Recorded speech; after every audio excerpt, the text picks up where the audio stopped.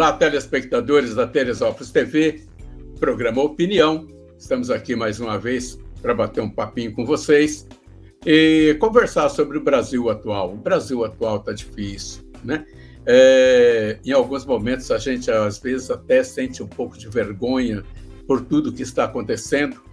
E o difícil mesmo para a maioria da população da qual eu faço parte, é que parece que nós estamos de mãos atadas, nós não temos como fazer nada para mudar essa situação. Aquela história da menina de 11 anos, 12 anos, estuprada lá na Rondônia, da tribo Yanomami, por garimpeiros ilegais, eu fico me perguntando aonde é que nós chegamos. Mas, na verdade, se a gente parar para analisar, o ser humano sempre foi assim, o ser humano é ruim por natureza, né? O que freia o ser humano, na verdade, é a lei. Mas mesmo a lei não consegue frear o ser humano. Eu fico me perguntando como que o nosso governo, seja ele Bolsonaro, Lula, Ciro Gomes, não importa quem, não é capaz de imaginar uma forma de evitar que esse tipo de coisa aconteça. Por exemplo, vamos pegar a questão do garimpo ilegal. Todo mundo sabe, e quem anda para o norte do país, eu já andei por ali, conheço muito bem Boa Vista, conheço muito bem Macapá, Belém, conheço muito bem Manaus, não conheço muito bem a Rondônia, mas conheço bem o Acre. A gente sabe que aquilo ali está infestado de garimpeiro ilegal, de madeireiro ilegal, de extrativista ilegal, de fazendeiro, de poceiro, de grileiro de terra. Aquilo ali é uma terra de ninguém.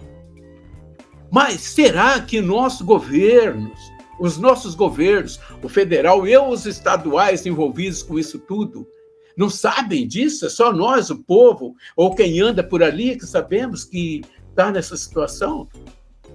Será que os governos e os governantes e seus funcionários públicos são coniventes com essa situação? Por que até hoje não se pensou num projeto para fazer com que esses garimpeiros deixem de ser ilegais e atuem dentro da lei, respeitando as leis ambientais, respeitando os espaços comuns, respeitando a floresta, respeitando a natureza e pagando seus impostos? Por que nós não temos nenhuma ação voltada para esse tipo de situação? Vamos pegar os madeireiros ilegais. Eu trabalhei em serraria quando eu tinha 22 anos de idade. A gente entrava no mato, na floresta, escolhia as árvores que a gente queria, derrubava, levava e industrializava essa madeira. Tudo dentro da lei, respeitando os espaços da própria floresta. Agora, minha gente, a floresta é grande demais, né? Será que se a lei fosse adequada para resolver esse problema, ao invés de criar dificuldade, para depois vender a facilidade, será que não seria melhor para o Brasil? Quanto o Brasil perde por ano com uma exportação ilegal de madeira? Quanto o Brasil perde por ano com o ouro extraído ilegalmente? Isso é uma grande indústria. Assim como tem a indústria do narcotráfico, nós temos a indústria do garimpo ilegal e do extrativismo ilegal. Tem como resolver? Tem! Nós temos um exército, nós temos forças armadas, nós temos polícia federal, nós temos polícia militar, nós temos polícia ambiental, nós temos polícia de tudo quanto é jeito. Por que o crime no país compensa? Por que o crime no país compensa? Porque nós temos nesse país pessoas que deveriam cuidar do bem público e, ao contrário disso,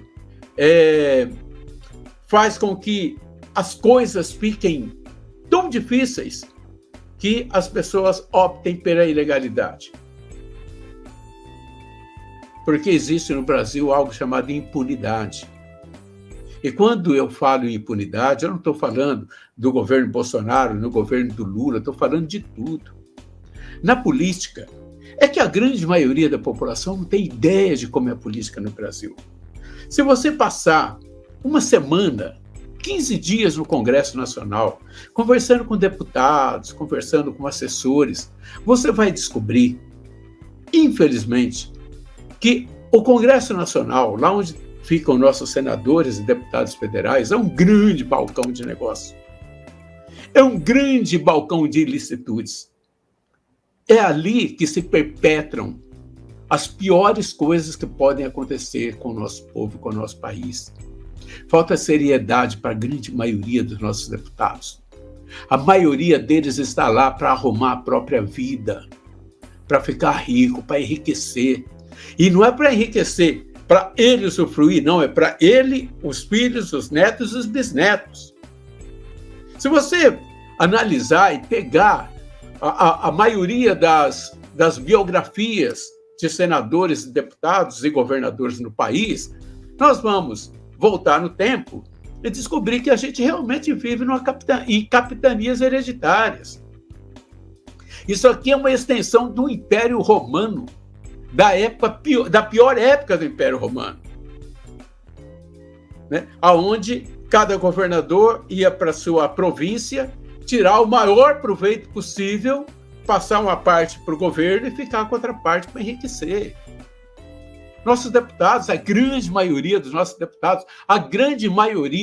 deputados estão lá, tanto nas Assembleias Legislativas, como no Congresso Nacional, na Câmara dos Deputados, no Senado também, claro, para enriquecer, e para enriquecer suas famílias, para ter poder.